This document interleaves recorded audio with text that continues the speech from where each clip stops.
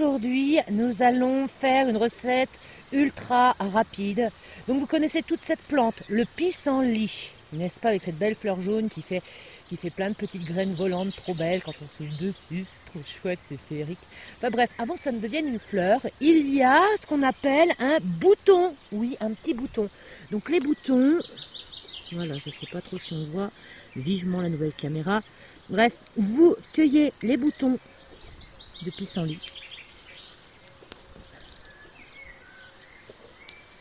Hop, voilà. Et vous n'en cueillez pas que deux, hein, parce que bon, je vais pas vous faire la démonstration de tout team. Donc bref, vous en cueillez pas mal. Et nous allons les mettre en bocaux avec du vinaigre. C'est une tuerie.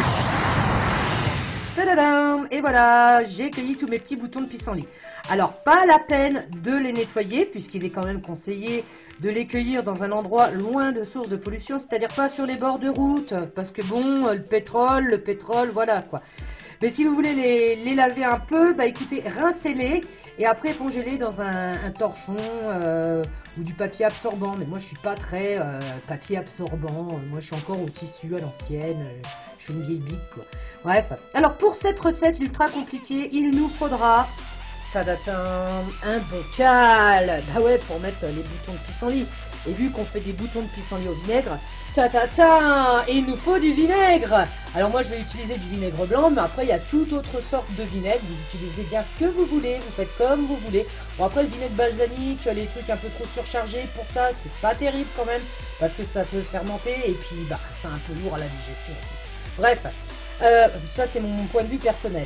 Après on peut rajouter ce que l'on veut à sa guise quoi. Après on peut très bien laisser tout ça nature. Moi j'ai mon petit kiff personnel. Vous voyez, j'ai un sacré bol de graines de cumin.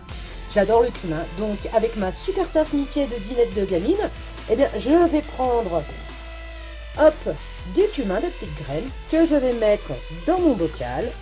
Voilà. Et je vais maintenant mettre mes boutons de pissenlit dans les bocals. Bon, je fais une petite pause puisque comme d'habitude j'ai toujours mon téléphone portable pour filmer et d'une seule main je n'arrive pas à tenir le téléphone et mettre les boutons de pissenlit dans le contenant. À tout à l'heure. Bon voilà, hein, j'y ai tout mis dans le bocal, hein, comme on dirait. Hein. Bon, j'ai rajouté juste un petit truc que j'ai complètement zappé. C'est à peu près ça, de gros sel. Bon, je le remets pas parce que je l'ai déjà mis dedans, parce que quand tout à l'heure j'étais en train de filmer, j'avais plus de batterie. Donc voilà, bref, je vais pas étaler ma life. On s'en fiche un peu, c'est pas le but. Et là, l'étape finale hyper complexe, c'est on met tout simplement le vinaigre dans le bocal pour recouvrir les petits boutons. Donc voilà, donc approximativement, vous voyez, vous laissez à peu près 1 ou 2 cm dessous de vinaigre. Et puis maintenant vous allez fermer et laisser quelques mois comme ça dans le placard, au fond du placard, histoire que la petite magie se fasse toute seule. Et après vous allez pouvoir manger ça comme des cornichons et c'est super bon.